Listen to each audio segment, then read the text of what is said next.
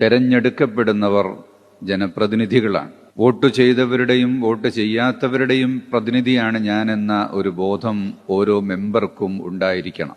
അതുപോലെ തന്നെ നാം വോട്ട് ചെയ്ത സ്ഥാനാർത്ഥി വിജയിച്ചാലും ഇല്ലെങ്കിലും വിജയിച്ച സ്ഥാനാർത്ഥി എൻ്റെ കൂടെ മെമ്പറാണ് എന്ന ബോധവും ഉണ്ടായിരിക്കണം. റിസൾട്ട് വരുമ്പോൾ അമിതാഹ്ലാദം, ആക്ഷേപവാക്കുകൾ, അഹങ്കാരം തുടങ്ങിയ പ്രയോഗങ്ങളെ നാം വളരെ സൂക്ഷിക്കേണ്ടതുണ്ട്. നമ്മുടെ നാവിൽ നിന്ന് വീഴുന്നതൊരിക്കലും തിരിച്ചെടുക്കാൻ പറ്റുകയില്ല എന്ന ബോധത്തോടുകൂടി ചിന്തിച്ചുകൊണ്ട് മാത്രമാണ് പറയേണ്ടത്.